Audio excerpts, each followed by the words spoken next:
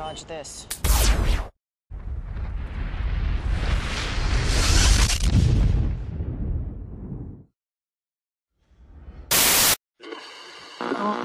One world currency. The New World Order. Those are the roots of trouble. I imagine that right now you're feeling a bit like Alice. Tumbling down the rabbit hole? Let me tell you why you're here. You're here because you know something. What you know you can't explain, but you feel it. You felt it your entire life. That there's something wrong with the world. You don't know what it is, but it's there, like a splinter in your mind, driving you mad. It is this feeling that has brought you to me. This is your last chance. After this, there is no turning back. You take the blue pill, the story ends. You wake up in your bed and believe whatever you want to. You take the red pill, you stay in Wonderland, and I show you how deep the rabbit hole goes. All I'm offering is the truth, nothing more. For we are opposed around the world by a monolithic and ruthless conspiracy that relies primarily on covert means for expanding its sphere of influence, on infiltration instead of invasion, on subversion instead of elections, on intimidation instead of free choice, on guerrillas by night instead of armies by day. It is a system which has conscripted vast human and material resources into the building of a tightly knit, highly efficient machine that combines military, diplomatic, intelligence, economic, scientific, and political operations. Its preparations are concealed, not published. Its mistakes are buried, not headlined. Its dissenters are silenced, not praised. No expenditure is questioned, no rumor is printed, no secret is revealed. But I am asking your help in the tremendous task of informing and alerting the American people. And now, welcome to another episode of Down the Rabbit Hole. Here's your host from federaljack.com. It's Popeye. Ladies and gentlemen, welcome to another live edition of DTRH. It is January 15th, 2015. Year is already flying by. It's 2 weeks into the new year already. Incredibly fast it is going by. So, what do I want to get into tonight? I don't want to waste any time because I have two very interesting guests on tonight, and we are going to get into a very interesting topic. Something that I've been talking about for actually quite a long time.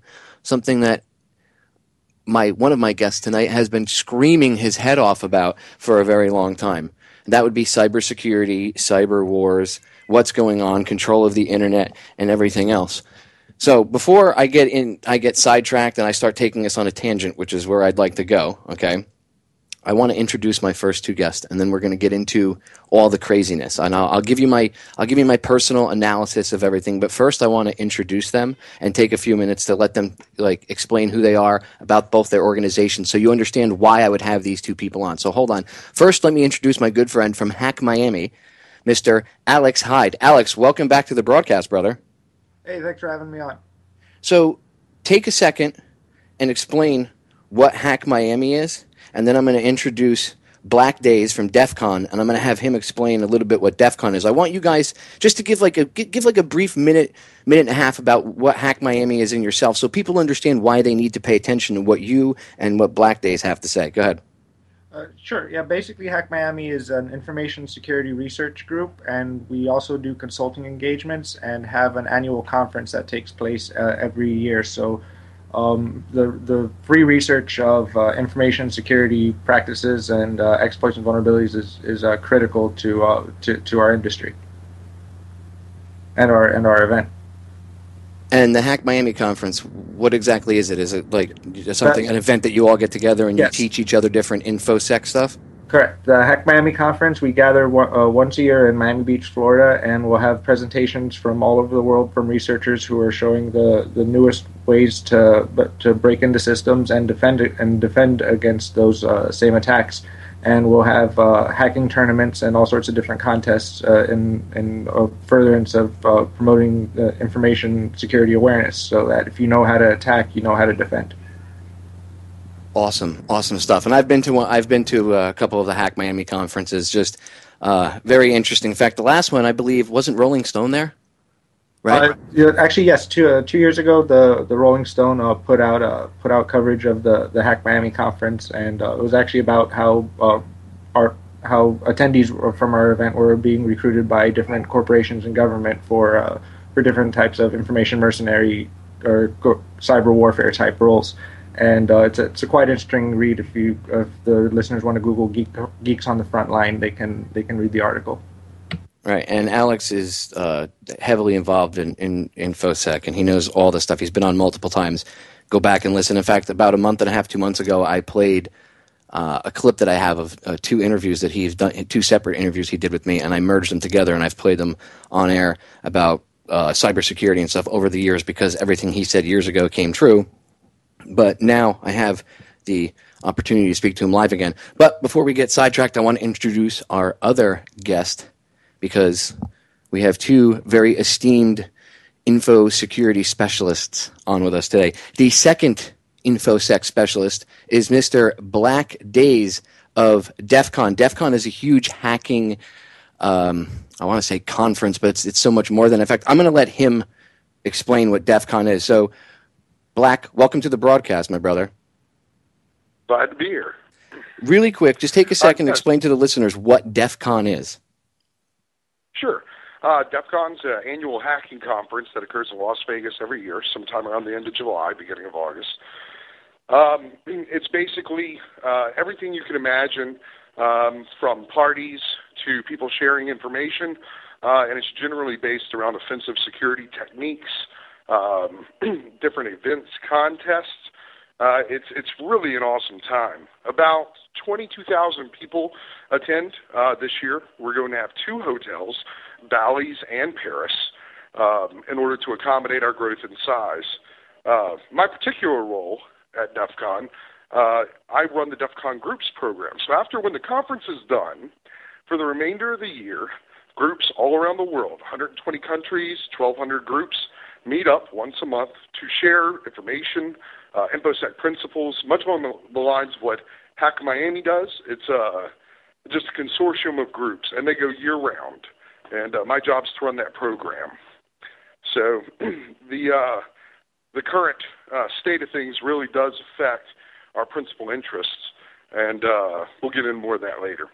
So, yeah, I agree. I have so many questions I want to ask you guys. I'm just going to jump right into it. I'm not even going to waste any more time. I have to start picking your brains, okay? Because there's so many things. But there's three things that I want to focus on right off the bat. The first, and we can get into everything else. But the first thing is I want to give my analysis really quick, and then I'll go to each of you. I'll go to Alex, and then Blak, I'll go to you. I want to get your opinions on it. With everything that's going on, all these different hack attacks, I find it very interesting how things get hacked. And I say hacked very hacky with air quotes because, I mean, you could know the password to someone's cell phone, and they're like, you hacked someone's cell phone. No, you knew the password, and you unlocked the phone. Okay, hacking is a little bit more of an art form, if you ask me. I think quite often things are attributed to hacking that aren't really hacking. Anyway, the term is misused by the media to try to scare people. But with all these hack attacks going on, it's very convenient that it happens right around the time they're always trying to push for more cybersecurity legislation, trying to clamp down on the internet and free speech. You know, everybody should have internet IDs. There should be no anonymity. Why have that? Everybody should, if you have nothing to hide, it shouldn't be a problem, right? Things like that. You have all this stuff going on, and conveniently, these cyber attacks happen. And then this thing with Sony and North Korea, I think that was actually a PR stunt, and I think that the White House and the government jumped on board with that to use it, because like Rahm Emanuel said, never let a good crisis go to waste. So Sony probably did it for a PR stunt for a horrible movie that wouldn't have made any money. They get people at least interested in it. There's a buzz about it. I mean, it's PR 101. And then the government says, oh my God, we can use this as an excuse. Maybe they were in cahoots together. Who knows? Maybe they don't get in trouble for doing the PR stunt and blaming North Korea, right? As long as they work with the government. I don't know. There's a lot of angles you could go. So my analysis of it is the whole thing stinks. All of it. And if you look at it at a very base, simple level, it's to bring about the cybersecurity legislation and shut down the internet because they're afraid of the internet. They're afraid of the free flow of information, whatever it may be. Whether it's ones and zeros, you and me talking, They're afraid of the free flow of information. So first, Alex, I'm going to go to you. Thoughts on all this recent cyber hacks and stuff? What say you? Yeah, it's your typical Hegelian dialectic. You've got the problem, reaction, solution. They're taking advantage of crises, if not creating them outright, in order to sell this legislation. When the Sony breach initially came out, the hallmarks of it looked like it was a disgruntled employee or some kind of insider leak, and it's even groups like the Norse Threat Intelligence Group have basically come out with saying that they've concluded it was people inside Sony were collaborating, and the FBI was left with egg on their face, and they still continue to stick to the official story that has something to do with North Korea. And the malware that was used, essentially the entire attribution is just being tied because this old malware had a Korean language a Korean language header associated to the malware, and that those can just be placed in as a last measure in order to divert attention. There's all sorts of real suspicious stuff, and normally when you see legislation like this emerge, that's the telltale sign that something was up the whole time. I agree. Usually, I always tell people, look how they react. Like if there's a shooting spree or something, look how they react. It's always gun control. Something's rotten in the town of Denmark. The bodies aren't even cold yet, and you're calling for legislation. Methinks you had an ulterior motive to begin with. Even if they didn't stage it, they take advantage of it. But honestly, most of this stuff is staged. You and I talked about Anonymous, Alex, before, and about how after the heads of the original group were taken over, yes, there were people that were put in, and or the FBI kind of got its tentacles in and control of certain things. I don't think the entire Anonymous group is controlled. I think what happens is the FBI has a group of hackers that work for them, and they go out and do things, and they say, Anonymous did it. It's really simple, especially when the group is anonymous. I mean, it's pretty easy to blame them, right? Yeah, essentially, it's in one way or another. That's essentially how it's played out. Right. So there you go. Blame. We talked about the Bin Laden, the 14-year-old Bin Laden of the internet, right, in his mother's basement. So I foresee that coming.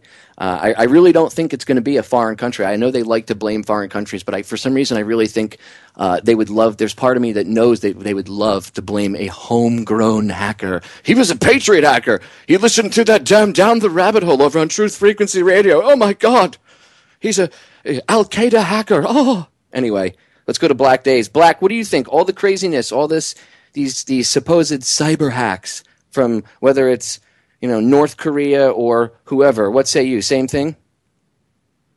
Yeah, pretty much. I have some friends who are fairly close to the investigation, and you don't walk off with 20 terabytes of data unless you actually walk off with 20 terabytes worth of data. You're not transmitting that shit through a proxy in China.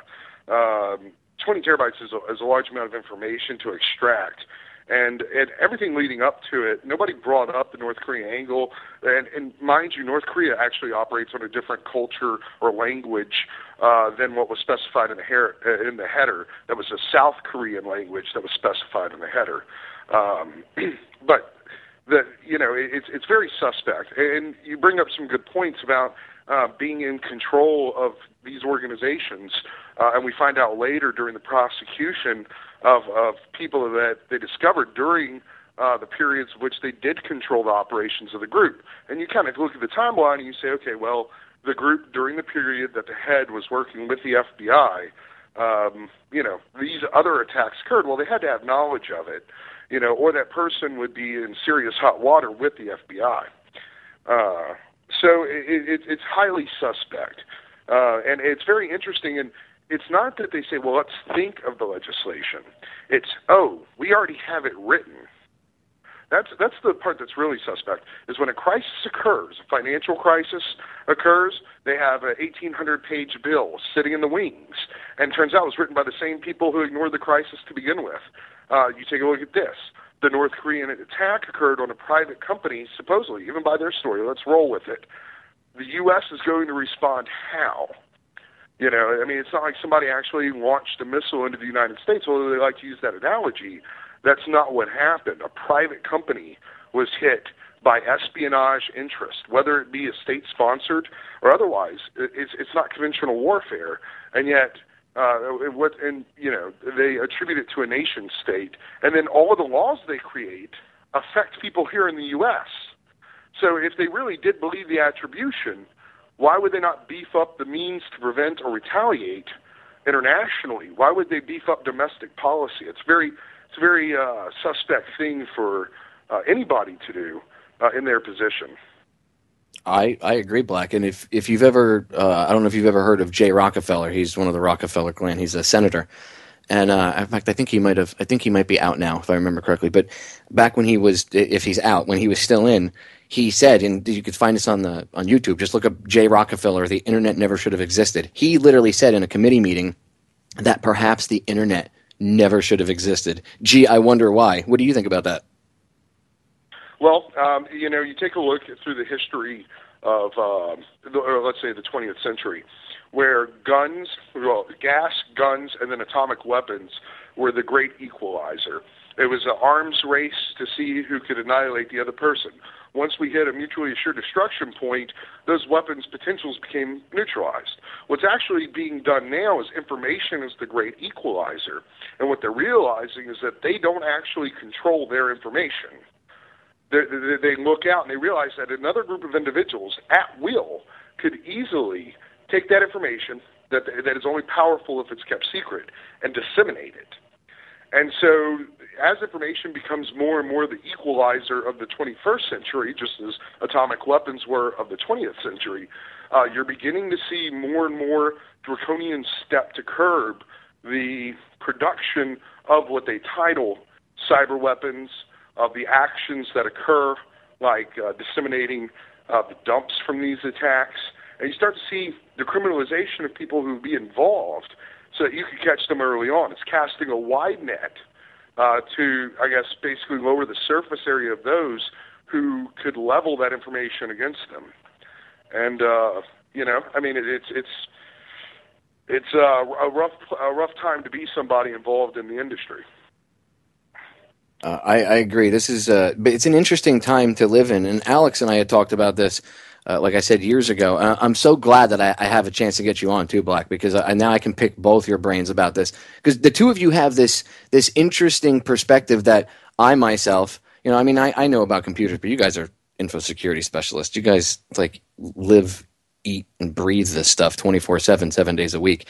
And to me, I see patterns and things, right? So I'm good at analyzing things, but it's really great to be able to have you guys on to pick your brains about this and get your opinion. Now, I want to get into the hacking itself, the cybersecurity bills, and a few other aspects of it. But let's focus on the bills right now, because Alex brought up a good point before. He was talking about one of you has PDFs of all the legislation and stuff, and I want to go over some of that stuff. And we have about 8 minutes before the break, and then we'll have another 20-something minutes on the other side of the break, so it's not a big deal.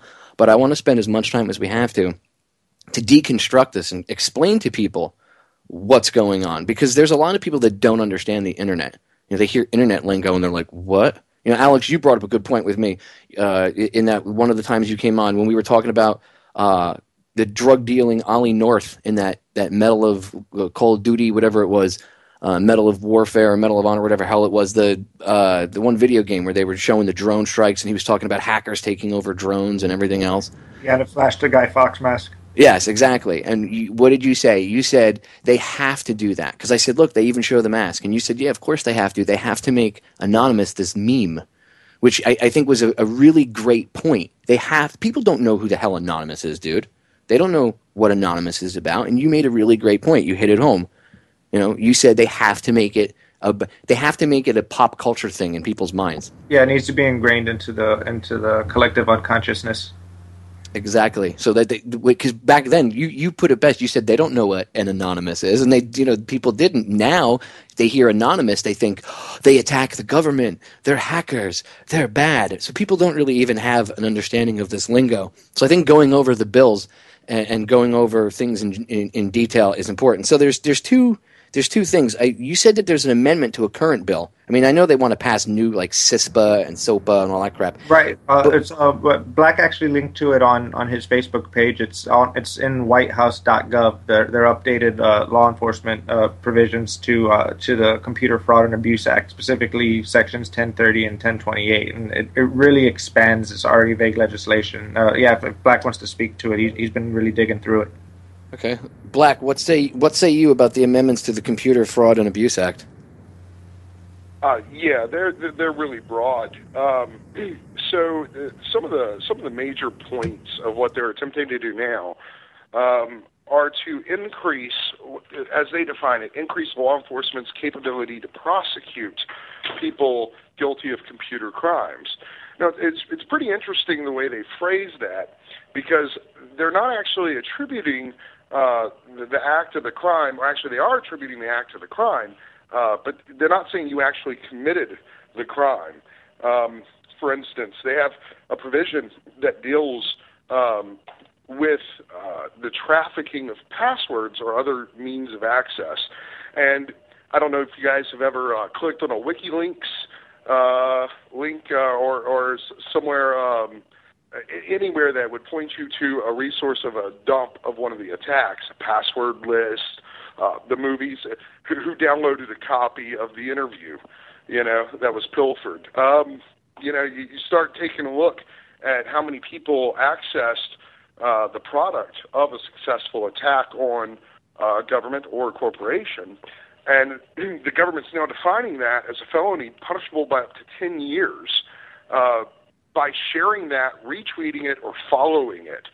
So by accessing that information, and just by passing the link, it's just like that's another thing to reiterate. You don't even have to be in possession of the info. So if I tweeted a link, if somebody posted say it was uploaded on a video sharing website somewhere, and I posted a link on Twitter going, "Hey, check this out! New the WikiLeaks gunship video footage where you see them executing children in a van from an Apache helicopter." I mean, literally, that's what happened.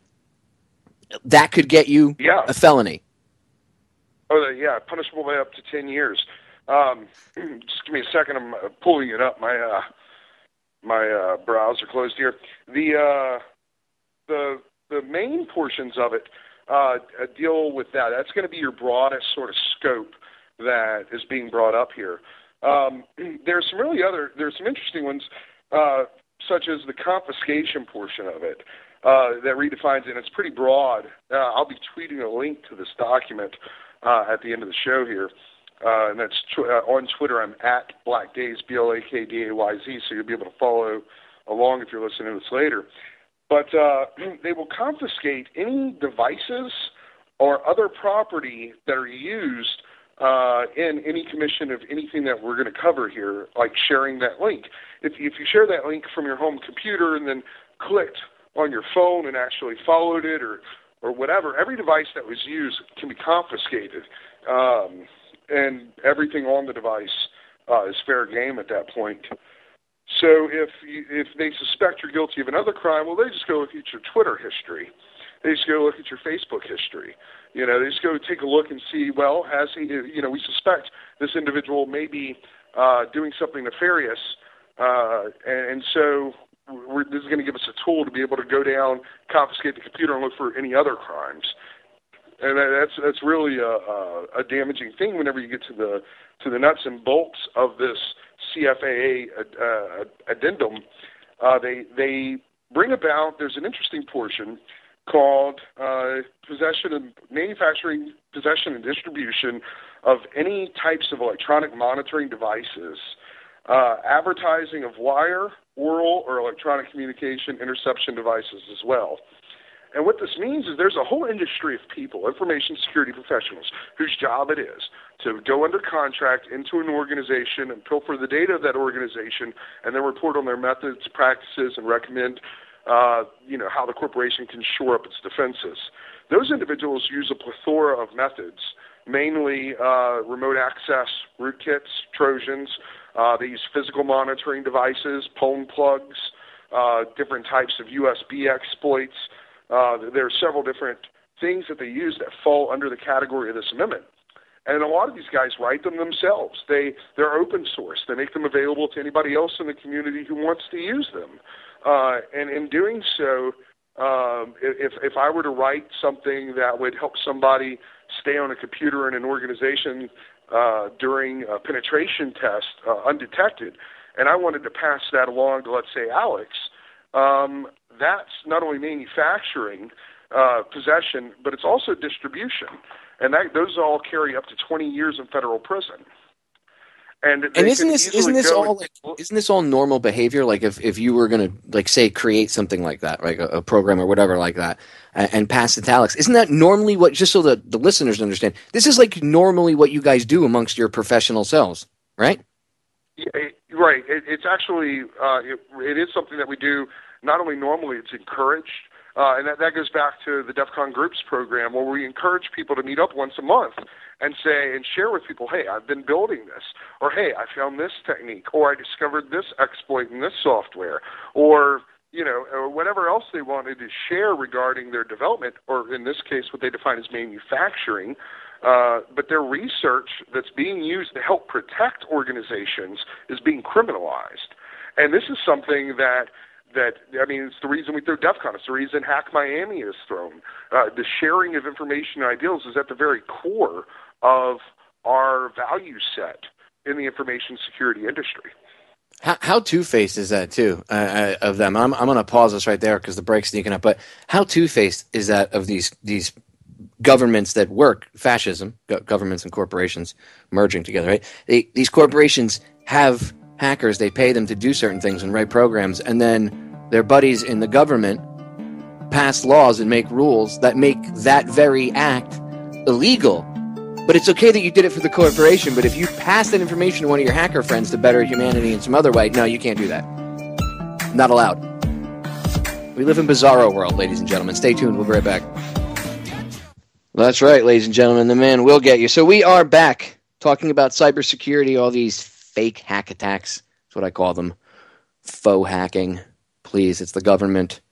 I mean, look, if I was trying to sell you an alarm system and you lived in a neighborhood that didn't have break-ins, and then suddenly, I come around, oh, buy my alarm system, it'll protect you from break-ins. No, man, we're not worried about that. And then suddenly there's a rash of break-ins in the neighborhood. I would look to see if said alarm company went and hired thugs. Things like that happen. I know, it's only in TV. Only in TV do things like that happen. Except, no, they actually happen in real life all the time. So, what's the other part of the cybersecurity, cyber war drama that I want to talk about? There's a few aspects. One thing we're going to spend the next 20 minutes on is the police state that's being built around all of this. Not just some of the rules and regulations that we've already mentioned, but things like Alex brings up a good point. The shielding to these big corporations, like legally, they're going to be shielded from any type of lawsuits or anything from you as the consumer, from them sharing all of your personal information with the government, which then the government will then go ahead and use against you in one way, shape, or form or another, whether it be financial, physically kicking your door in with SWAT teams. We're going to get into all this. So, Alex, I know this was something that was in your craw. So what say you about the shielding to these huge corporations? I mean, this is fascism. This is complete fascism.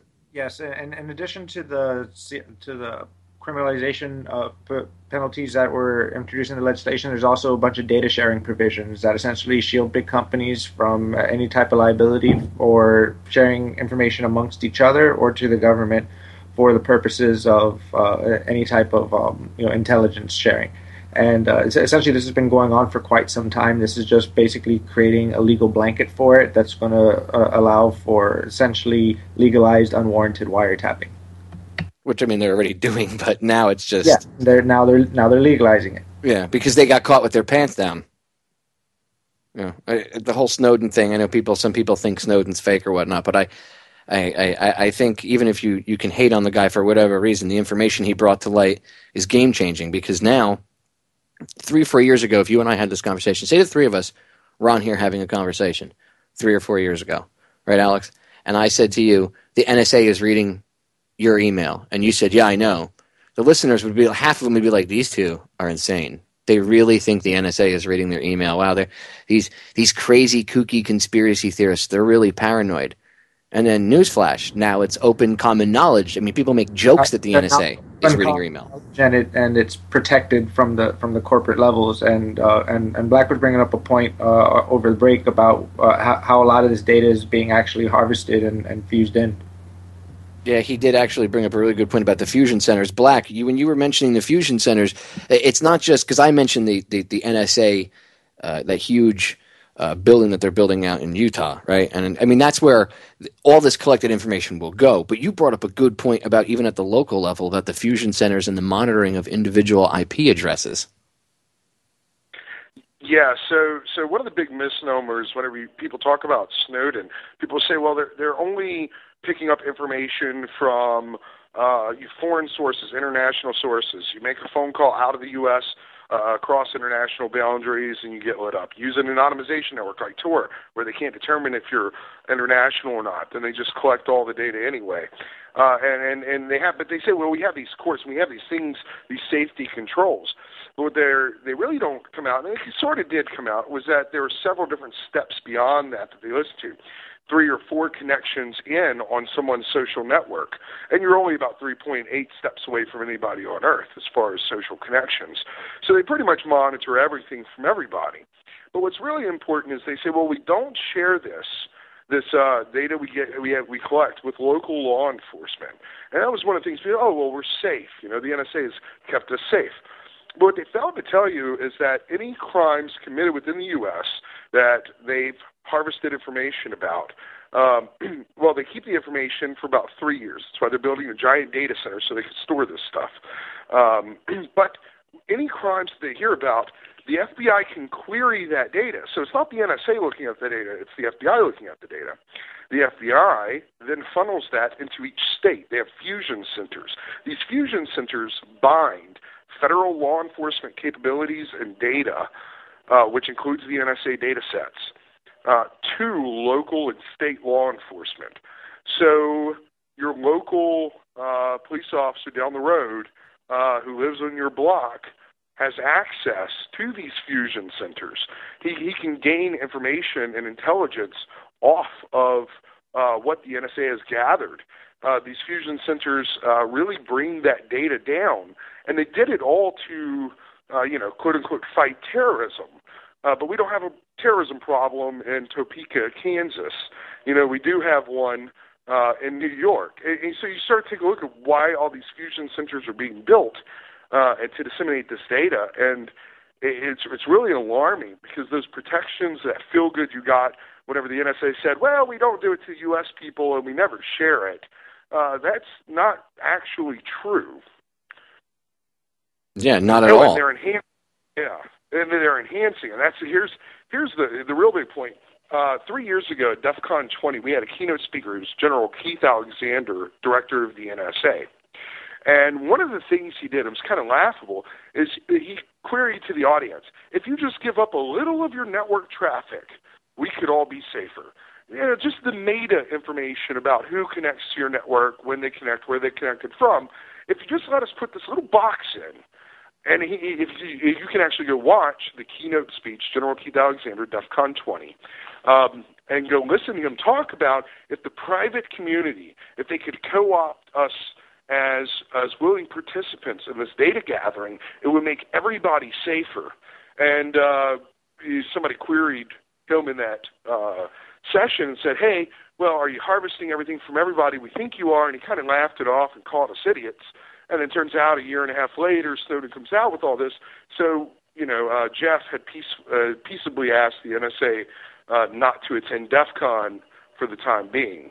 And I'll let Jeff talk more about why he made that decision one day.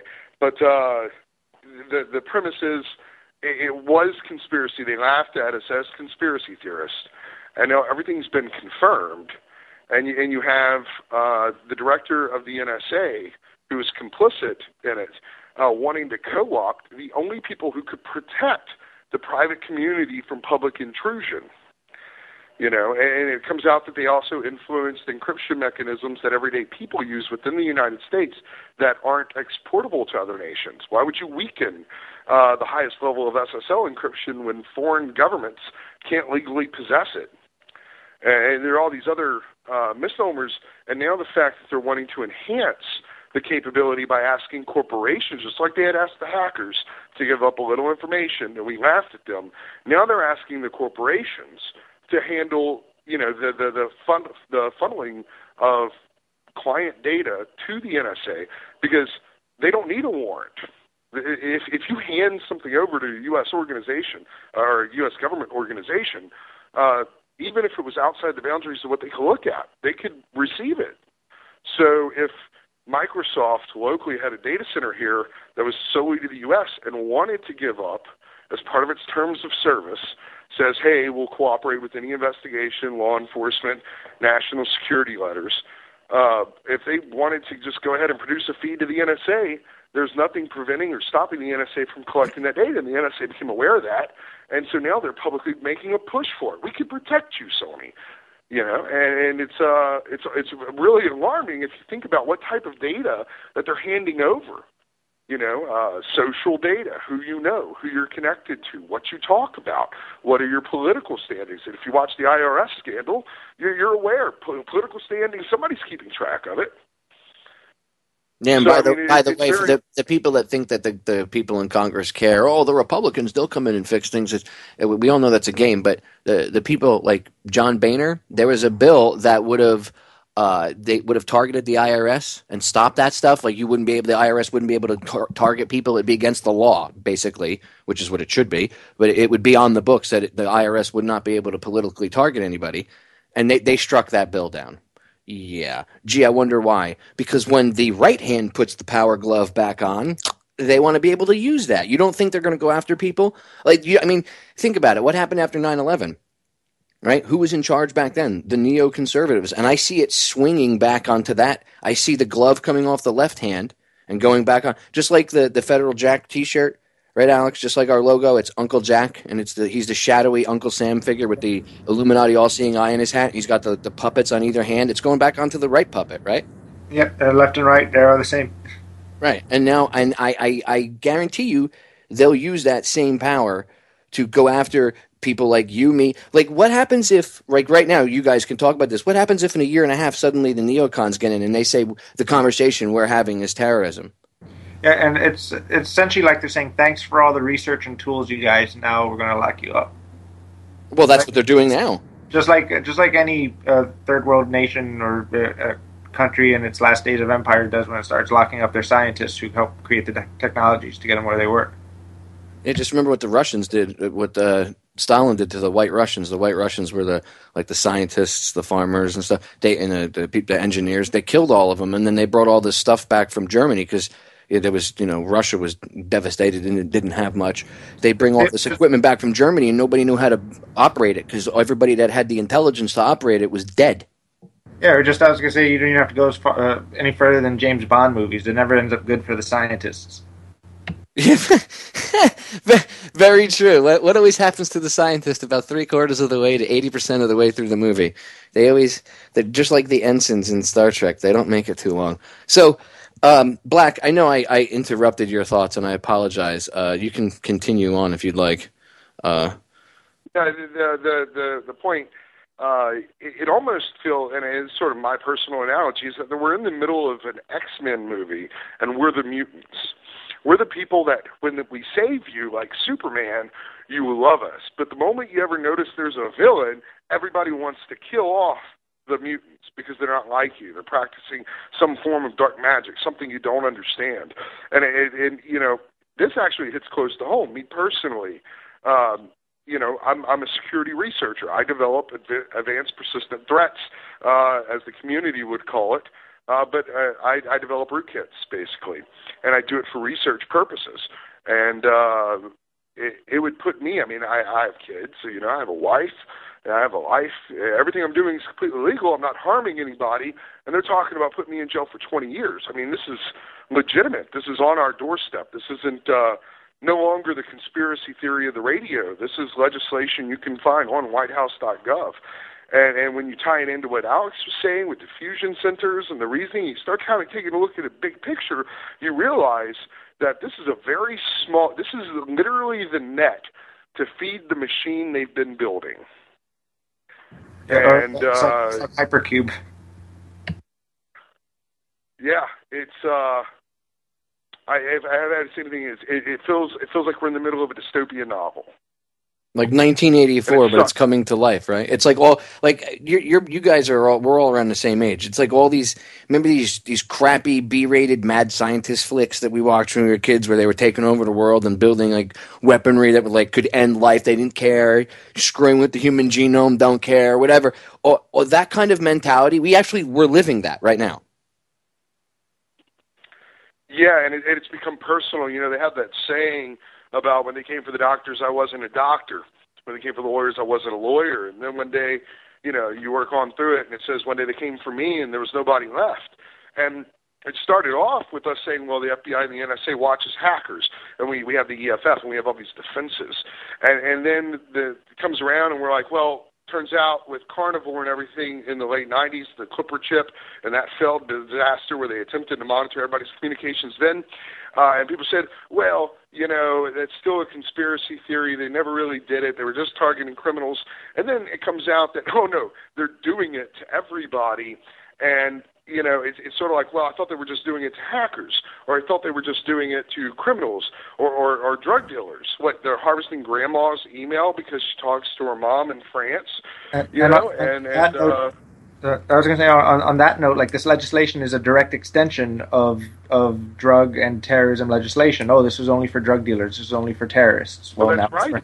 That's right. So the portion that affects my rootkits, get this, guys, is the manufacturing, possession, and distribution of electronic monitoring devices, software, is actually derived from the Chemical Diversion and Trafficking Act of, get this, 1988. It was a war on drugs law. And I guess they're figuring they're becoming so ineffective now they may as well just redefine them and keep them on the books, because we've lost the war on drugs, but, you know, we've just started the war on our own people. You know, and it's these aren't, you know, it's just like net neutrality in the regulation under Title II that was built in 1938. You know, they're trying to use old legislation and old frameworks to easily change and put into place versus going through the legislative tactics that would normally be needed to get the stuff to pass. Because a lot of the stuff that they're talking about, or enforcement addendums, you know, they're talking about not even some of them they definitely have to go to Congress for, but others they don't, and that's really what's scary, is being able to just have what do they call it? It's executive discretion. Oh, the his executive orders, where he just writes away whatever he wants. Yeah, I was saying, like, at that point. Well, if I'm working with them, they'll allow me to build everything I want. But if, you know, Alex wants to build whatever he wants, they'll put him in jail for 20 years, even though we're not doing anything different, you know. And it's not like it's a drug crime or some other type of crime that's already on the books. This is something that we don't have a framework to prosecute, and they're attempting to patch it. But in reality, I think it's just a giant PR stunt for saying that they've cracked down on hackers. The prosecution numbers will go up, and the public will think they're protected. And in reality, they've just become a lot less protected. And that's the key. The prosecution numbers will go up. There's a lot of people that we know just from within our community who have gone in under CFAA stuff and then gotten out or are still locked in there. And it's been on these real broad charges that are essentially just being made even harsher and going to be easier to be widespread and mass applied. It's true. If you look at the Weave case, you know, he ended up getting out due to a jurisdiction issue involving the CFAA and who could actually prosecute him. But he didn't break into anywhere. He changed a word in the browser address bar. He changed some numbers. actually increase the number by 1. And he was in jail for 3 years, solitary confinement for 2. And then they released him because the court that arrested him didn't actually have grounds to arrest him, or that convicted him didn't actually have grounds to convict him. They didn't have authority to convict him, and they really didn't have grounds, so they didn't want to retry the case. And that's after they took 2 years of his life. Well, yeah, they take that much of your life, and then they lock you up. They don't care. And do you think they're going to give him any type of restitution for that? Do you think they're going to fix his name?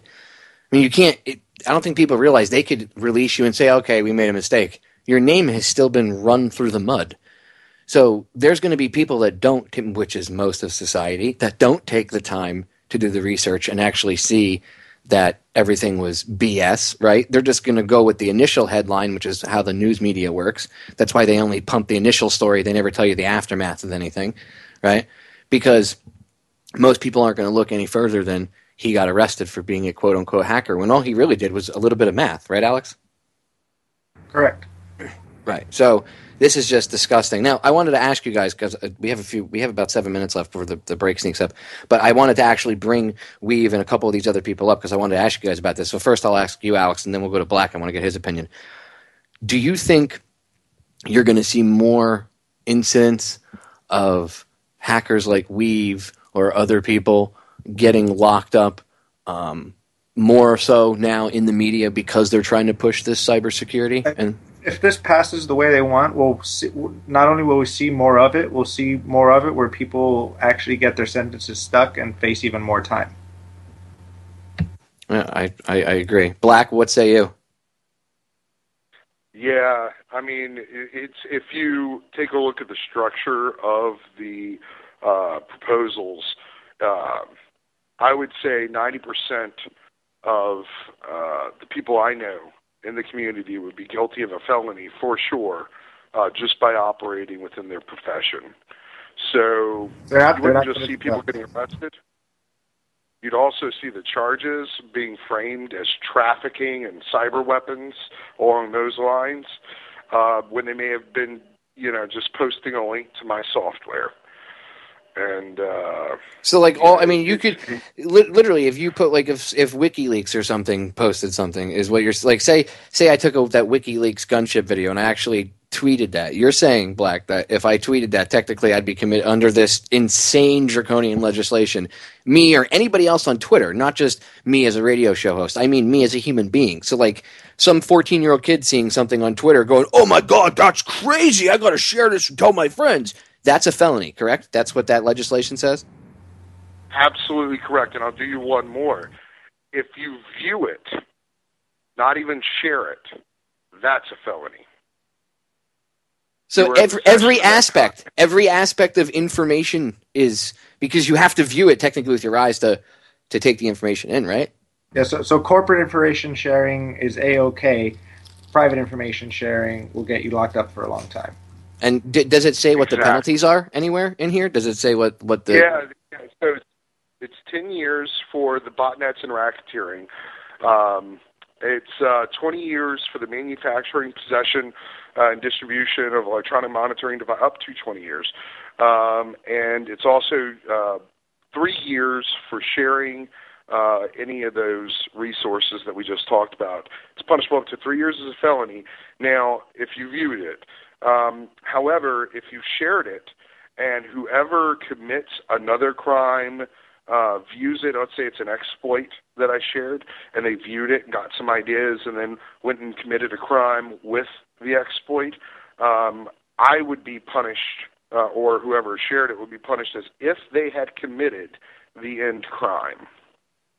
So whatever the time is for whatever crime was initially committed, because I shared the outcome of that crime with you, or linked to it, or viewed it, because I didn't know somebody had used the URL shortener, and I didn't know what was on the other end. And they said, "Hey, check this out, goo.gl/some random string."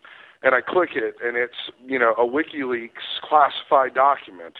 I'm now charged as if I was Bradley Manning, as if I was Edward Snowden.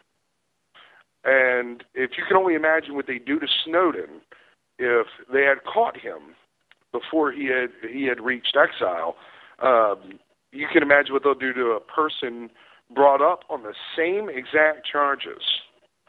There is no difference. So, and for whatever penalty that is, God knows, permanent Caribbean vacation. I don't know. I want people to understand that the term information sharing too doesn't just. I know it's largely in part it goes with computers, but the reason I want to. I mean, yes, I'm tech savvy and I talk about this stuff because it's important and stuff. But people need to understand that humanity, our bodies, our brains, are computers, right? So what we see going on like here with computer technology is also a way that they're controlling us and our computers. How so? They don't want us sharing information. They don't want Alex and Blak and I having this conversation in front of the thousands of people that are tuned in right now. They don't want us having this conversation. They don't want you, ladies and gentlemen, hearing what Alex or Blak have to say. Alex, go ahead. You wanted to say something? Yeah, I was saying this. Not only is this a way to clamp down on hackers, it's a way to clamp down on journalists and anyone exercising the First Amendment at all. Agreed. That's what information sharing is. Like, they don't want any of us to be able to have this conversation. They don't want the listeners to be. That's what I'm talking about. Information sharing. It's not even about ones or zeros. It's about people just hearing us talking to each other and having this conversation. Maybe they understand it a little bit better now. That's what the government's trying to shut down. They're trying to shut down your brain, your human computer. They don't want your biological computer to be able to function with other biological computers because you're getting hooked up through the internet. Almost the human consciousness is just like the internet. And just like the internet is changing things, the internet is also allowing the human consciousness to shift, and they're freaking out. And that's what you see going on. I don't care. It's not about, yes, corporations and stuff, but there's a much deeper level to it.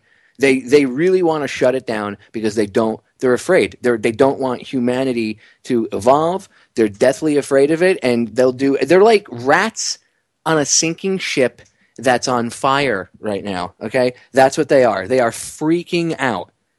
They have literally no time left. Just like we have about a minute and a half left in this segment before we come up to the break. The powers that shouldn't be have no time left. Okay, they're running out because humanity is evolving and the internet is largely responsible for that. And they want to shut that down. They don't want somebody in the middle of Nowheresville in a tent that maybe has a laptop be able to have access to the same information that somebody in a $5 million mansion has access to. Don't you understand? The access to the information is what gives them power and gives them control. If you level the playing field, they lose all power. And that's why they're afraid of the internet. That's why they're doing all this, ladies and gentlemen. I mean, yeah, you could say they want to control and they want to read my emails. But why? Why? Why do they want that much control? Because they're afraid, because you're evolving. Because 14-year-old kids, even though the younger generations are dumbed down a lot, they're still more knowledgeable about a lot of things and current events, the Illuminati, whatever, conspiracy, than many people when I was a kid, when I was that age. So, they're afraid, ladies and gentlemen. That's a good thing. This is Sparta! It makes them dangerous, but it's a good thing. It means we're evolving. It means, if you want to look at it as a win-lose situation, we're winning. Anyway, break coming up. 3 short minutes. When we come back, we're going to get into the possibilities of false flag cyber attacks, and I want to discuss solutions. 2 very smart gentlemen on the line tonight. Let's see what we can come up with. Stay tuned, ladies and gentlemen. Ladies and gentlemen, we are back with hour number 2 here on tonight's live edition of Down the Rabbit Hole. I am your host, Popeye from FederalJack.com. It is January 15th, 2015, and I am having one of the most intriguing conversations about cyber attacks that I have had in a long time with my good, close personal friend, Alex of Hack Miami. And I have to give him credit, by the way. Alex is one of the founding fathers of FederalJack.com, and if it were not for Alex, him and my friend James, plenty of times Federal Jack would have been taken down by the powers that shouldn't be, because we've been hacked over the years and attacked. So, Alex, I want to give you a big shout out for that. Thank you. And also, as well as Alex, joining me tonight is Mr. Blak Dayz of DEFCON. Ladies and gentlemen, this is an awesome, awesome little panel of information and truth tonight. I want you to stay tuned in for the next hour, because now we're going to shift gears. It's not just about, scary draconian legislation. Okay, we're going to shift gears. We're going to talk about the possibility of a false flag hack attack. Okay, we have to, because it has to be brought up. They keep talking about all this stuff, so it has to be brought up. These 2 individuals are extremely intelligent. Why not bring it up and get their point of view on it? But there's something else I want to talk about tonight too, which is solutions. So we're going to get into that as well. So first we're going to talk about the possibility. We'll get all the bad stuff out of the way, right? All the bad stuff, all the possibilities of what could go bad, right?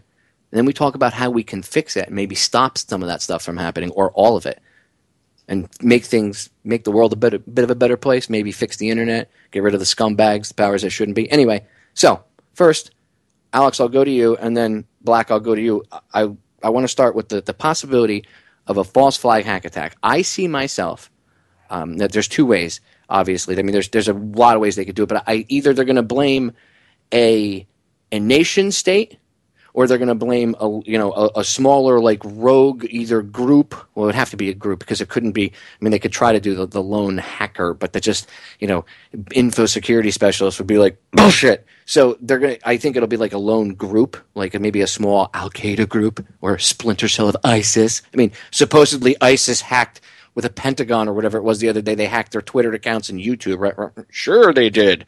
Sure, they did. I'll let you pontificate on that too, but. I see it's either going to be a nation state that they blame, like we were talking about Russia, China, because they're always out there, or now North Korea or even Iran, right? It's always the bad countries. They're out there. They have evil hackers, boys. They're trying to get us. It's either going to be that or the splinter cell of either a homegrown insurgent group or an ISIS, Al Qaeda. I haven't figured that one. I haven't nailed down yet because it's a 50-50 thing of who they want to blame at the moment. The homegrown guys, or do we want to blame the guys with the turbans on their heads over in the Middle East that we put over there to begin with and trained with all of our weapons? Anyway, Alex, what say you? Possibilities of a false flag hack attack and your thoughts about that whole YouTube, Twitter hacking thing with Central Command. The YouTube hacking thing and the Twitter hacking thing, those were small incidents where just some social networks were compromised and it was blown up in the media. The information that was released was a bunch of old public intelligence, and I believe Infowars.com showed that the IP address came from Maryland, but that was an Infowars.com article. I don't know their source on it. And as for the possibility of upcoming false flag hack attacks, I think they're consistently ongoing. And I think DDoS, it'll come in the form of DDoS, as that's easy and relatively harmless. You can kind of turn that on and off. But I think we have yet to see a big SCADA style attack on a critical infrastructure, which is the big fear. And I think they're still conditioning the general population for it through movies and films that are coming out now and been coming out for years, Die Hard, and now Black Cat's coming out, where it's just about attacks on critical infrastructure. And I think they're kind of just conditioning the public for that when they're ready to do it. Agreed. Well said. Programming the human computer brain, and I want to pick your brain for a second before I go to Blak. Alex, explain really quick. Just take like 30 seconds to a minute, and then I'll let Blak pontificate for as long as he wants. Explain to the listeners what a DDoS attack is. I know the difference, but explain pretend the listeners have no idea. Explain briefly what a DDoS attack is and what a SCADA attack is, the difference between the two, and what you mean by critical infrastructure. And by the way, the caveat question is, you and I have always joked about this off the side. Why are you connecting things like power stations to the internet? Just saying. Anyway, go ahead.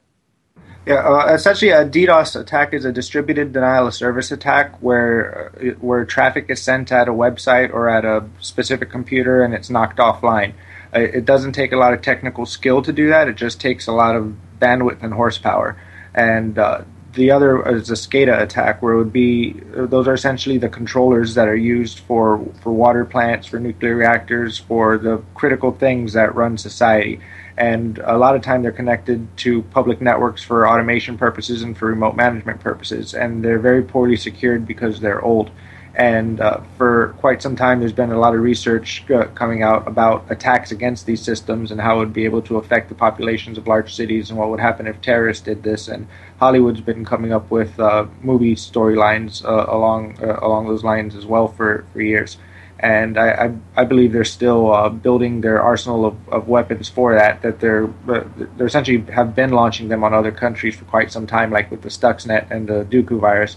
and it's just a matter of time before before it's done locally and then blamed on a foreign adversary. As to whether or not it's going to be a nation state or a group, well, there's a lot of mix between the two now. I mean, as our own government has kind of utilized groups, it would make sense for them to blame another nation for doing the exact same thing. I wholeheartedly agree. And you and I talked about why are they even hooking this stuff up to the internet. And by the way, Alex, again, went into detail about this stuff on other occasions, and I've played the interviews before. Go back and look in the archives. They're there. It's really critical to understand literally what critical infrastructure attacks mean, because this, first of all, they shouldn't be hooking this stuff up to the internet.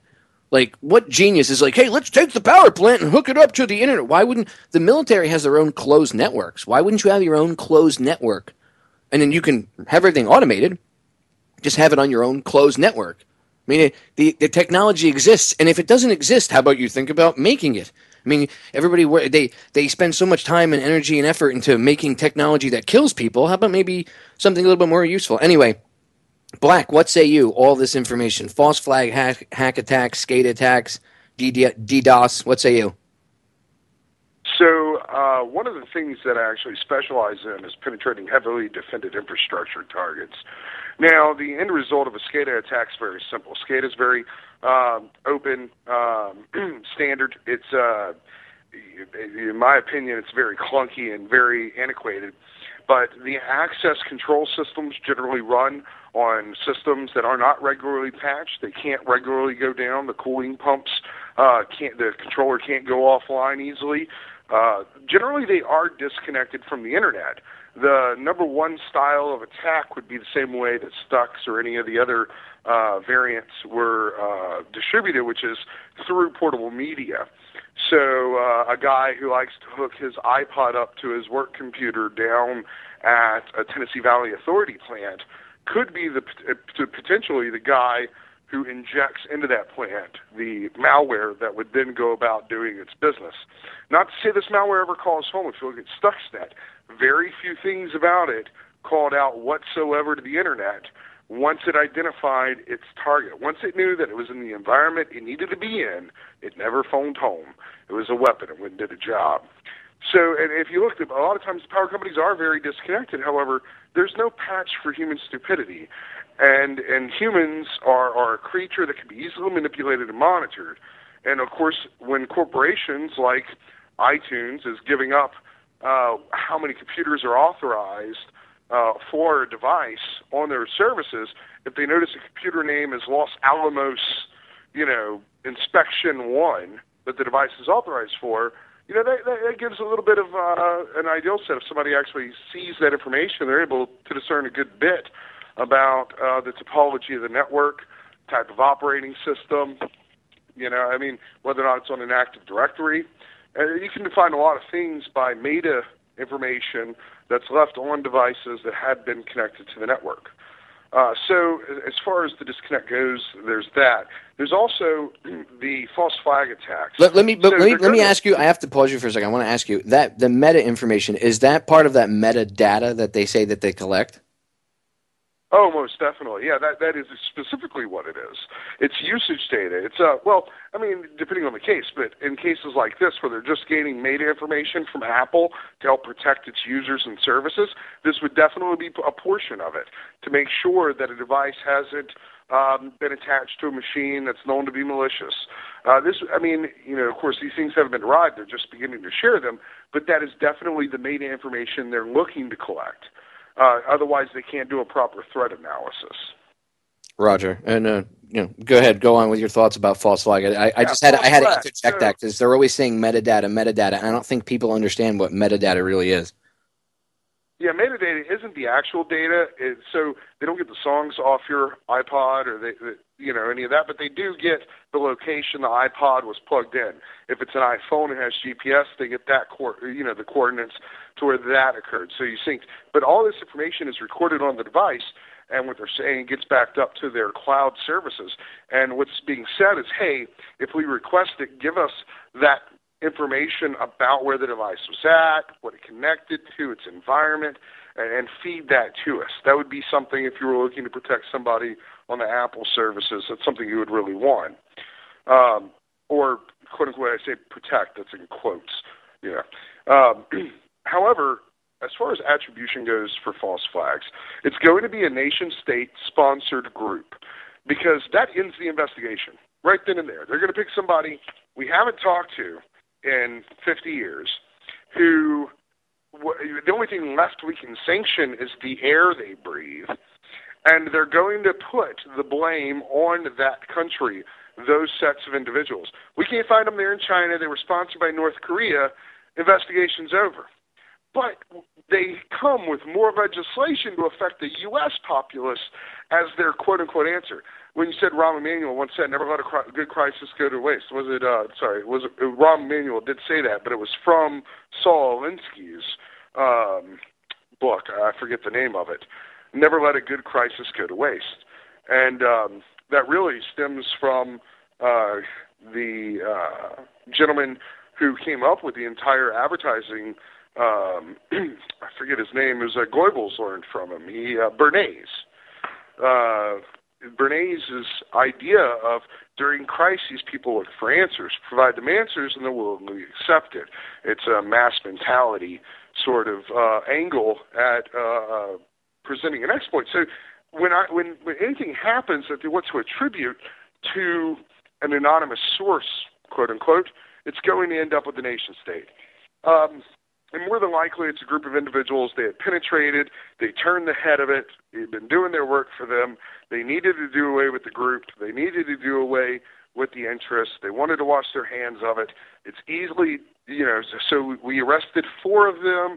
They were financed by North Korea, and the book closes. Nobody ever asked any more questions, and people accept the legislation because it's going to keep them, quote-unquote, safer. You see this trend over and over, 9/11. 9/11 happened. 4 days later, the Patriot Act was already in the hands of somebody. It was written in the late 90s, and if you take a look at some of the authors, you look at Bill Biden, and you have sort of this, how do these people know what was going to happen? I mean, literally 2,000-page documents appear the moment a crisis happens. And it goes back to that Bernays idea of when people are in crises, they're looking for an answer.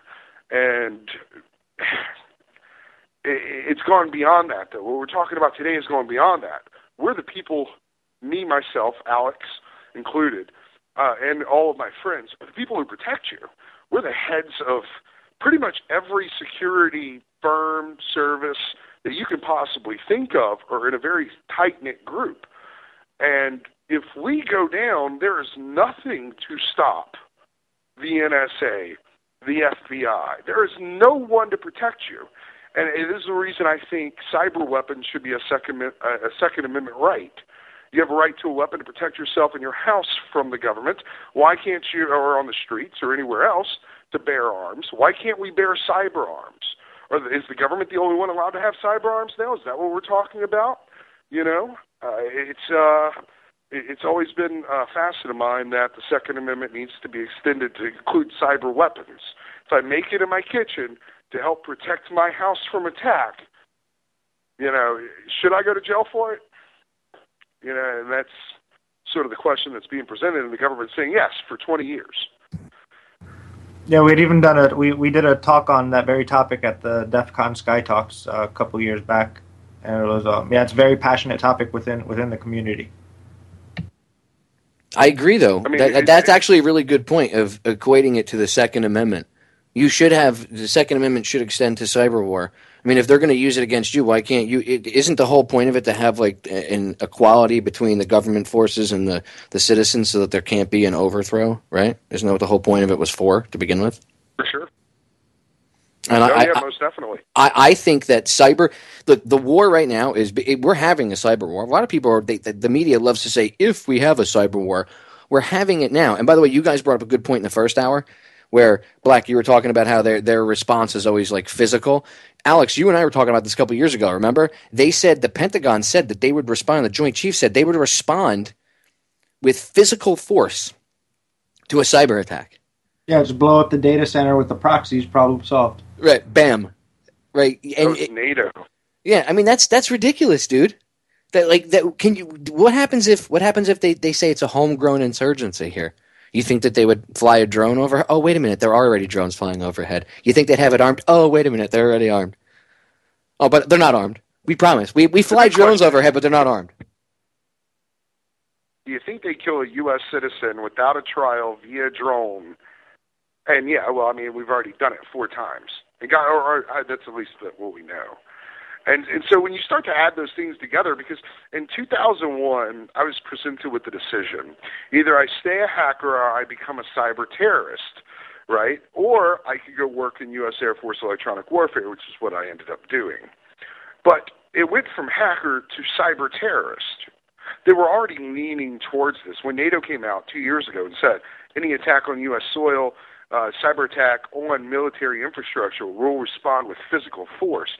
That gives credence to the idea of cyber weapons being equatable to handguns or to missiles or to whatever else I could build in my goddamn basement that keeps people out of my house.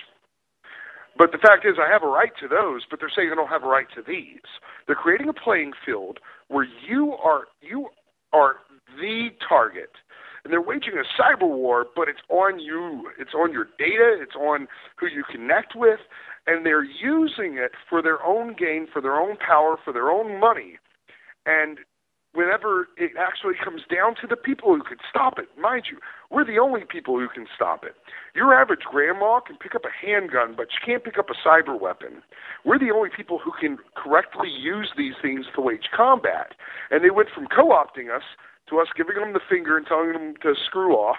And now that we've told them to screw off, they're going to come round us up. And this isn't a joke. Like I said, check Twitter, @BLAKDAYZ. I'll tweet the link to whitehouse.gov where these proposals exist. This is no longer conspiracy theory. This is no longer conjecture. These are men with guns looking to enforce the control of things that equalize information. And it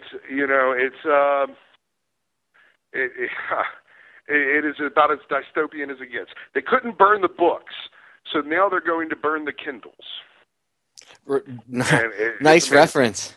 They'll brick the Kindles, right? And they can't burn the books, so they'll brick the Kindles. It's just yeah, no doubt. There it is.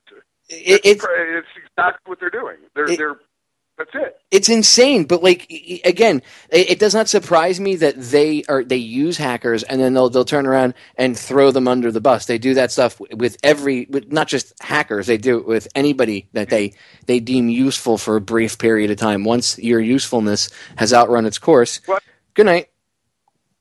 Yeah, there's also not a collective they. So you have interest in elements.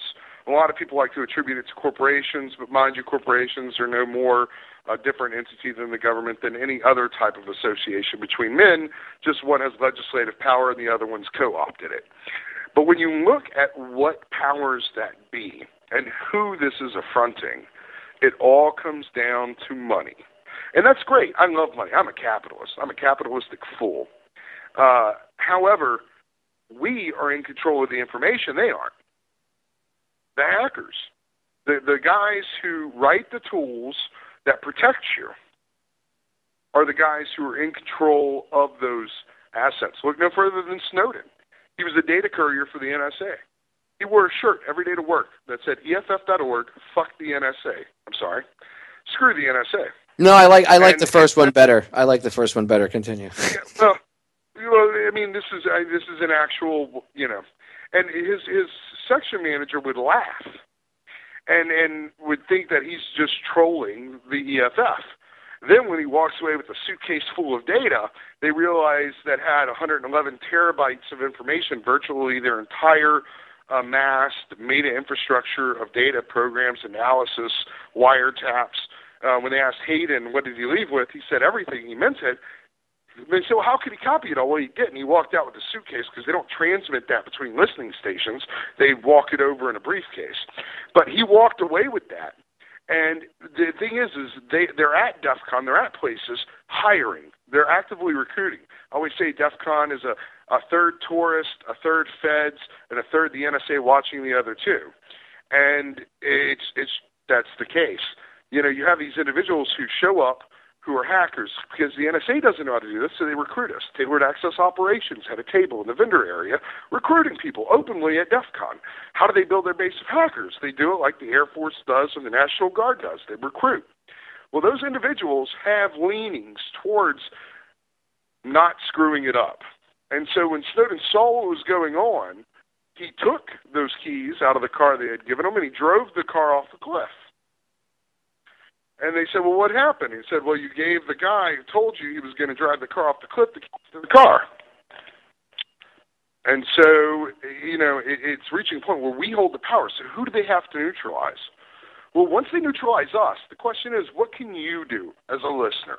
What can you do to protect yourself? I could protect you. Alex could protect you. All of the people who attend our organization's conferences can protect you. But what could you honestly do to protect yourself? Rely upon a corporation that is now creating a fusion center with the NSA? That's out the window. Go to the guy down the road who knows how to set up encryption properly and will set you up with a solution that will work for you, that is not controlled by a corporation or an entity that's subject to these things. Yeah, no, that's going to be a felony under these proposals. So, and that's really what you're looking at. It's gone from conspiracy theory to this. Yeah, conspiracy fact. Because see, this is the problem with the term conspiracy. A lot of the times, the term conspiracy is misused. This is due to the misuse in the media and everything else, and it's done on purpose. But basically, conspiracy means two or more people getting together to do something bad. And people think that when they hear the term conspiracy, it's actually a legal charge. Like if the three of us decided we're going to go rob a 7-Eleven and we got caught, one of the charges would be conspiracy to commit robbery, right? Because the three of us got together and conspired to do it. So when people hear the term conspiracy and they hear, like, it's used as a pejorative, and that goes back to the Kennedy assassination, and Langley had to use that as a term because anybody that looked at it, the assassination of Kennedy, from the angle of a conspiracy had to be shut down, because even if it was some crazy off-the-wall conspiracy that wasn't true, it was such a big event that more than likely you would bump into some real information which could lead you down the real path. So the official version always had to be a lone single gunman, Oswald. So if you thought it was anybody more than just Oswald, you were a conspiracy theorist. Instant pejorative created.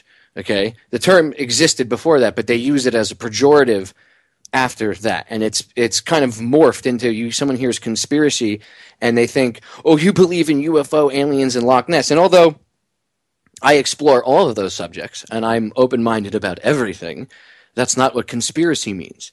They're all their own different things, and that's a huge problem. People hear the term conspiracy and it's completely misused by society, by everybody, by the media, and people they've been conditioned that it means ghosts, goblins, unicorns, fairy tales, the New World Order, and the Stay Puft Marshmallow Man from Ghostbusters all combining into one, and that's these kooky conspiracy theories.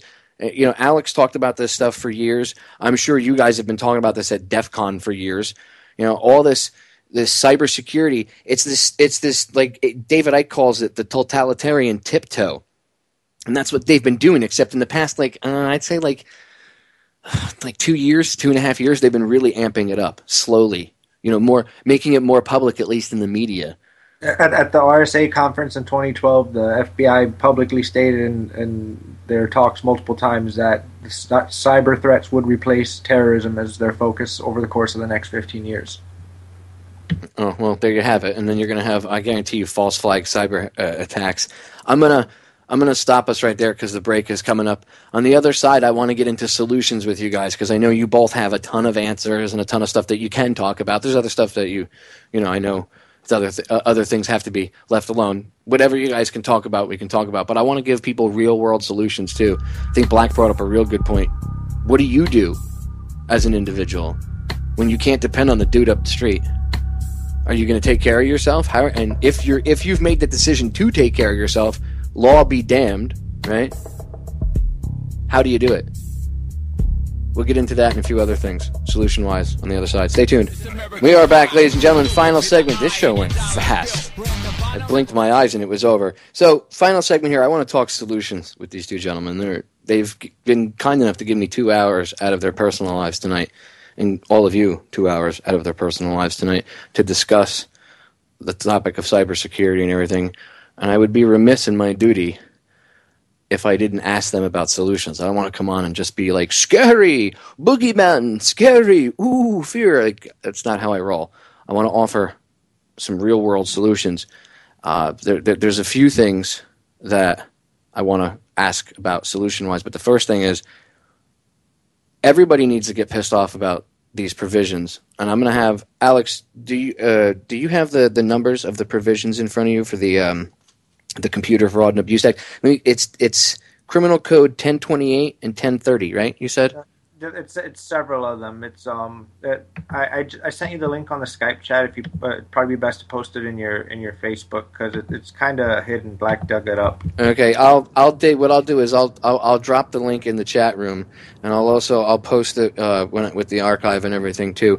People need to it's called the Computer Fraud and Abuse Act. People need to contact the legislators and blow their phones up, blow the emails up, messages, however you got it. I mean, it seems that when people actually do speak, sometimes they actually do listen over there. At least make a big enough deal out of it that it has to be noticed by them and they have to speak about it. That's how things work nowadays. They used to, like the old quote says, first they ignore you, then they laugh at you, then they fight you, then you win. Well, we're in stage 3 because first they used to ignore us, then they laughed at us. Oh, haha, you kooky. Now they have to engage us when we say stuff. So make them engage. Alex, what say you? Yeah, I think it's important that that everyday people reach out to their congresspeople and let them know that this is being passed without their approval and that this should actually go before Congress before it's passed and the repercussions that could come with it. And I think it's also critical for people who are involved in this industry to speak out, use their media contacts to speak out and be vocal in opposition to this and discuss in open forums such as conferences and get involved with hacker spaces and get involved with basically every information security meetup group you can in your local area and bring these issues to light because even within our community. Not enough people are really aware of what's going on, and if the entire community were to start rallying, it could actually have an impact. I agree. More people need to get pissed off and need to get angry about this, and more people need to know what's going on because this stuff will just get passed, and the general public has no idea, no technical information. Blak, what say you about doing something to stop these bills? Yeah. So. A couple of days ago, a few of the individuals had sort of, I guess, if you kind of look at the community, there are there's an upper echelon of communication, not necessarily rank and file. And the idea came up that we've abstained from the political process for so long as information security professionals. We have a creed. We exist without skin color, race, nationality, or prejudice. We only care about what's in between your ears. If I'm telling you to screw off, it's because I don't like what's in between your ears. It has nothing to do with the tone of your skin or what's in between your legs or your political leanings. All of those things are welcome, and all their variants. It's what's in between your ears. So you have this community that has abstained from politics solely because politics has centered around these very special protected political groups. And just politics in general, that's not what we're here for. But the side result is that we don't have a voice. We don't have a collective. We don't have a lobbying group. We don't have a PAC. We have no influence into the drafting of legislation to the outcome of events aside from our singular votes. And with the differing political landscape laid before us, consolidating large enough groups to make a difference in the vote has become sort of an issue. Because you have very conservative hackers, you have very liberal hackers, you have very socially conservative, you have very socially liberal. I know we brought Weave up. Prison turned him into a white supremacist, which I don't know if he was or not before. He's still my friend. And he's a white supremacist and I'm a Jew. So I don't know how that all works, but we're all still friends and we all still get along. The problem is when we need to galvanize and we drop all of those labels, and that's unique property. It's actually not a problem. That's the benefit. The problem is, when it comes to politics, we don't galvanize. If one of our friends gets sick, we'll raise $50,000. If a law comes about that's going to put us all in prison, we can't get our heads together because somebody's already aligned with the people making the law. And I think the biggest solution that we're working on currently, there's an exploratory committee coming up this weekend that I'm organizing to come up with real world, to hack politics, to come up with real world solutions, because these laws are impending. And once they take us away, the general populace, they're next, because they don't know how to do these things. They'll go looking for them on the internet. They'll follow a link and commit a felony in doing so. And so it's really sort of a line in the sand that we have to draw.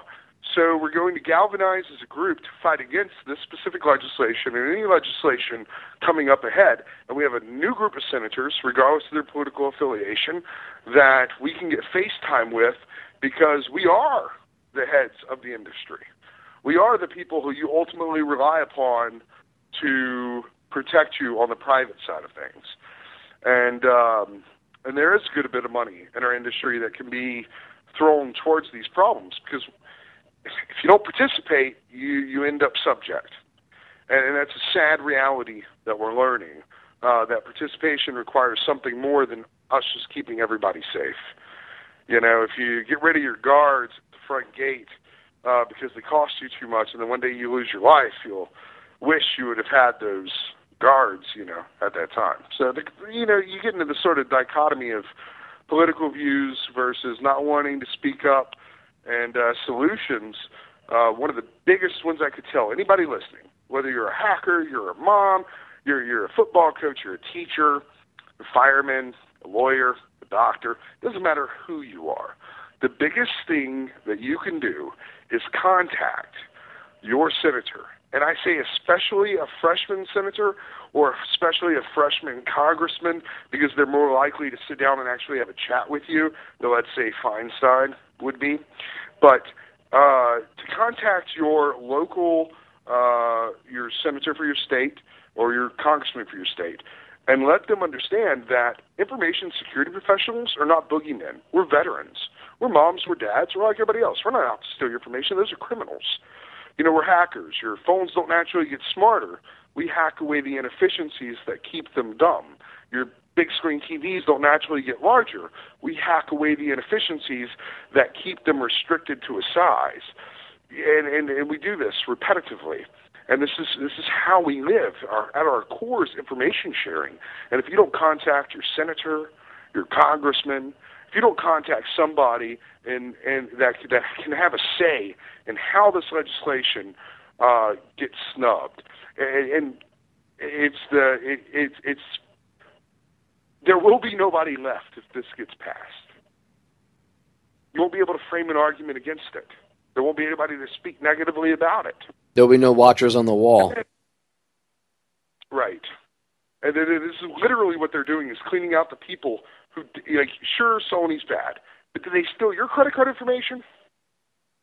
Sure, the Chase breach was bad, but did they actually steal your information? Did you get notified? Did you have to change your credit card, checking account information?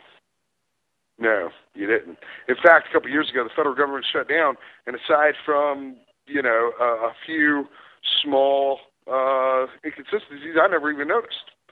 And you take a look at that and you say, well, if my corporation, data theft doesn't affect me and the federal government shutting down doesn't affect me, then why are they going to hem up a whole bunch of people who all they want to do is protect me from both of those? And it sort of looks into, who are you willing to pay for? Somebody you don't notice is missing? Because there's a whole lot of attacks on our infrastructure. There are a whole lot of attacks on companies that we deal with privately that the government never even gets notified of. And we do this daily. Generally, we find them before the bad guys do. That's what we do. We're America. We invented this shit. We're running game on this, And if you take away our tools, there are countries like in the Ukraine that reward their people. In Russia, they reward their people. Just don't attack us. You can attack anybody else. no extradition, run with it, and they have free reign. They can share information, share ideas, set up coding shops, run money, pay the local authorities, and steal all of the Americans' data, and the only people who could have protected them are now sitting in a jail cell. Like I said, no watchers on the wall. And if they'll be able to get, think about it, they would be able to get away with anything and blame whoever they want, because there'd be nobody to point out and say, bullshit. And here's why. You know what I mean? Yeah. You look at Sony attack. You had Mark Rogers, who's now the chief security architect over at Cloudflare, former of Lookout Mobile Security. He very well enumerated why the attribution should not go to North Korea. He's a close personal friend of mine. I believe in both physically and digital security. I work with Mark at DEFCON, where he heads physical security. And I trust this guy with my life. And when he looks at me and says, technically, there's no possible way the attribution could be this place, and he said this on national TV, he would be subject to these laws. By him telling me the nature of the investigation and how the attack was perpetuated, he's also informing me of other methods of access, which is covered under 1020, or is it 1029, 1030, one of the two, in the proposed CFAA changes. Just him letting me know about it is a crime. And that's how they stifle it. The only detractors in the entire Sony argument would now be made criminals. And now it's amazing, because at first they said it was North Korea, right? And they blamed it, and it was all that hype. And this is what the media does. They always go with the headline, but there's never really the follow-up. And then you have to actually do the research, and you find out, now they're saying it was ex-Sony employees. Oh, look at that. So there's a connection that it was an inside job. Oh, big surprise. Maybe not. It's actually really not a surprise at all. We only got, let me see how much time we got. We got about 14 and a half minutes left. I want to pick your brains about a few other things solution-wise. First of all, what can the average Joe, besides calling their congressman, what can the average Joe do to defend themselves to a certain degree security-wise? Blak, I'll let you start off. Actually, as far as security-wise goes, my uncle once told me the safest thing you can do to a computer is to turn it off and lock the door. I think that sort of extends a little bit further back from the 1980s roots that was kind of grounded in to today. You don't need the phone. Leave it at home. You don't need the GPS. Turn it off. You don't need all of the methods that they're going to be monitoring you via. You're willingly giving up. You're personally sacrificing your privacy, which may not seem much when you think, I have nothing to hide, but trust me, I don't have anything to hide. They'll be soon hunting me if we're not successful. And leave it at home. Also, there are plenty of privacy applications. If you do choose to run a device, and I'm sure Alex will have more information on what you can do personally, but I don't speak or text anything that's of consequence to anything, whether it's to my daughter to tell her I love her, to my boss to be late for work, if I'm not using an encrypted medium like TextSecure or Wicker or some other form of encryption, red phone, to make phone calls. These are all free. They're all widely available. They're easy to use. And for the most part, I know TextSecure undergoes audits by the community. Alex might have a few more tips for you. But personally, that's what the basic, just leave everything at home. They can't control it if you don't have a battery on you. Yeah, and I would suggest, along those lines of encryption, using full disk encryption, even though it's not foolproof, and if they want it, they can eventually crack it. It'll protect it against if a thief were to just steal your laptop or something along those lines. And for communications, things like GPG are actually pretty complex for the average user to actually to do, but things like using Pigeon for instant messaging with the OTR off the record plugin, that's a decent preventative measure for general eavesdropping, and they'll usually go to lower hanging fruit for now. I have an idea, gentlemen. This is just some like inspirational stuff here. How about the three of us collaborate, and you could share it at whatever you want to do with it at DEFCON Blak, and Alex, you could put it up on Hack Miami, and I'll put it up on Federal Jack, and we can talk about it on air or whatever. Why don't we collaborate on putting some sort of page together with like a very simple like how to protect yourself, for dummies. You know what I mean? And I mean, even if we have to put as one of the things, don't take your cell phone with you. I know that sounds crazy, but Blak makes a good point. Like, why do you have to have the GPS tracking device stuck to your hip all the time? Do you really need the electronic leash? I mean, it's one thing if you got, if you've got a kid or something, okay, that's one thing. Okay, maybe there's a safety issue or something like that. But do you really need to take the phone with you if you're just going to go out to the mailbox? Or if you're going to go up the street to your friend's house who lives a half a block away, do you need to take the phone with you? Is there a need? Just simple things like that. So I think the three of us, we should talk off air about collaborating, on something and putting it out there just for the general public. I think that would be very beneficial and help people. Blak, those three things that you mentioned, they were what are they? Programs, applications? What are they? Yeah, so they're free applications. They're programs. TechSecure is available on Android. I'm not sure yet if it's out for your Apple iOS device. I know Wicker is available for both platforms. They're secure communications applications. Wicker has a self-destruct feature, and Nico, who is a PR representative for DEFCON, is also the head of the Wicker project. So it's her company. So it's a secure messaging system. It's free. Your messages detonate. The media attachments detonate. They can't be readily digitally stolen. Not like Snapchat or any of the other sort of consumer products is a little higher level than those.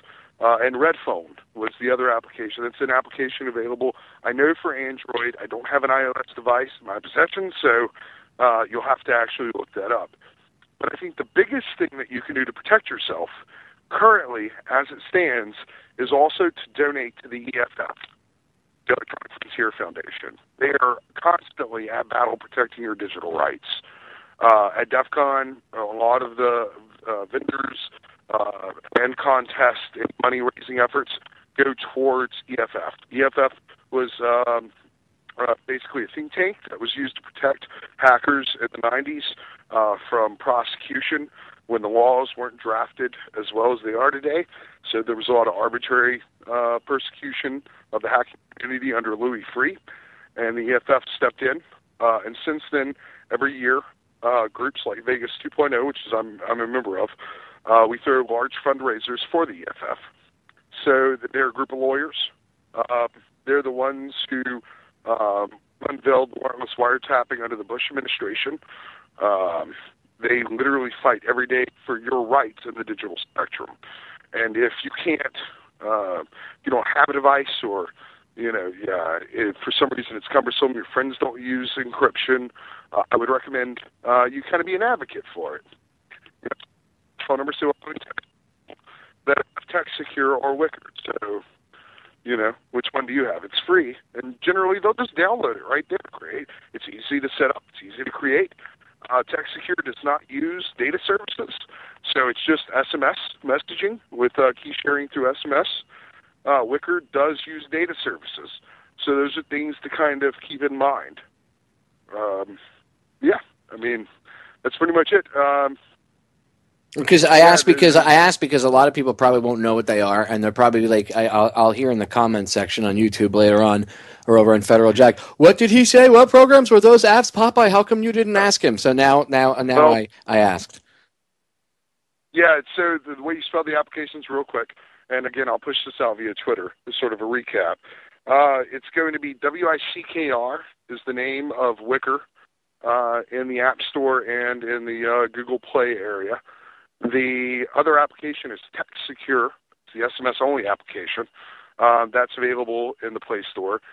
And then you take a look at the Red Phone application. I know that's available via Google for sure in the Play Store. So the only other application I would ever recommend to anybody really is PGP, some form of GPG, PGP, which is public key encryption, and that's a little bit more advanced for what we're kind of talking about tonight, but something we definitely want to make available as a resource to people if we ever do set up an external resource.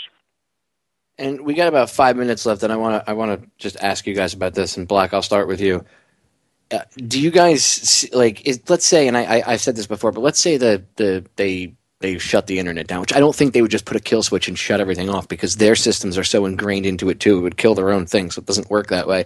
But if, say, they started blocking people to have access to federaljack.com, Truth Frequency Radio, whatever, Hack Miami, the DEFCON websites, is there a way for you super genius hackers, because that's what I consider you guys to be, you guys are amazing, is there any way that you guys can build like a side internet or something that they can't control? Or, I mean, you guys, I don't believe in the Kobayashi Maru. I don't believe in the unbeatable situation. And like you said, you guys are our watchers on the wall. I think if anybody's going to be able to defeat that part of the NWO game plan, it's you guys. So what do you think?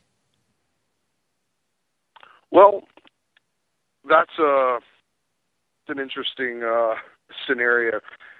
The reasons I don't believe they'd ever shut it down is it's much more valuable to know where you go and to allow you to speak so they can identify you than it ever is for you to be quiet and them not know who the quote-unquote lone wolf is.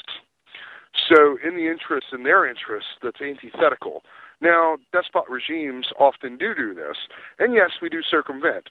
We can make very slow two-wire systems between countries that then relay data, much like we did, or much like the U.S. did with CNN in Iraq in 1991, where they used a two-wire system to funnel video feeds. That is capable. We are capable of bypassing the general types of restrictions, DNS restrictions, and it really depends on the host country. A lot of the countries don't host their own infrastructure. They utilize other more developed countries near them. And so we basically create dial-up systems that dial in and use cloud instance VPNs that change frequently so that they can't be blocked to offer internet to those individuals. If it was ever to happen here in the United States, there's no possible way they could shut it down because the physical wires would still be connected. Even if Uh-oh. I think we lost him. Yeah, we did. We lost him. Alex, I'll try to get him back. Alex, what say you? We got about 3 minutes left. Yeah, essentially, I would agree. It's just when it gets to that level, the level of risk for the individual conducting such operations is astronomical. They would have to be safely located overseas, which is essentially what it's going to be coming down to. Just like their activists on this side helping activists in other countries bypass their country's internet restrictions. Other countries' activists are probably going to be chiming in to help American hackers bypass some of this stuff if it gets to that level. That's how we're going to, like I said to Blak, and I'll say it to you again, I said this to you before, I think you guys are the answer to the problem, but at least the internet, the internet portion of it. This is such a big thing, you know what I mean? That it's not easily. There's not one group is going to solve the whole thing. But in the terms of the internet problem, I really think it's going to be the hackers that are going to be the heroes of the day. We got Blak back with us. Hold on, let me go back to him. Blak, you got cut off when you were talking there. Yeah. So the premise is that it's really. It's antithetical to what they're attempting to cut us off. It's more viable for them to keep what seems to be an open and well-regulated internet. And that's a whole other thing, Title II regulation tying into this, where they can get your internet activity just as easily as they can get your electricity usage. And they've used that to crack down on drug criminals. And we've seen so far in their proposals how they're using drug legislation to crack down on people who traffic in electronic listening devices or software. And so you sort of kind of see those two things combine, and you think to yourself, well, if they can see my internet history just as easily as they can see my electricity usage or any other form of public utility usage, that really becomes scary because they're able to tie not only when and where and what you accessed, but the actual content from the companies that are now giving this information willingly through their fusion centers. So cutting it off really isn't an option. If it was, I mean, we have so many other means to communicate, it's not even funny. It is the United States still. And, you know, there is the fact that in the end, ultimately, unless you lock us all in cages, we will have an answer for you. And sadly, their first thing is to lock us all in cages. Well, yeah, that's what they do. They treat us like animals. I have to cut us off, guys, because we have about 45 seconds till the system cuts us off and the end of the show. I want to thank you both for giving myself and the listeners 2 hours tonight to talk about this and get into this. I wish I had a third hour sometimes, but I'll just have to have you guys back on for another broadcast. hackmiami.org, right, Alex? That is correct. hackmiami.org for our meetup group and hackmiami.com for our annual conference. Roger. Really quick, Blak, what's the website for DEFCON? DEFCON.org. For the DEFCON groups, click on community and click on DEFCON groups. Hit my Twitter up at BLAKDAYZ to get the link to the log that is posted. There you go. I got to cut everybody off. Ladies and gentlemen, thank you for tuning in. Again, DEFCON.org in case you didn't hear it. The solutions to our problems are most definitely an inside job, ladies and gentlemen. I wholeheartedly believe that. See you all again Tuesday. Love you all. We are out of here.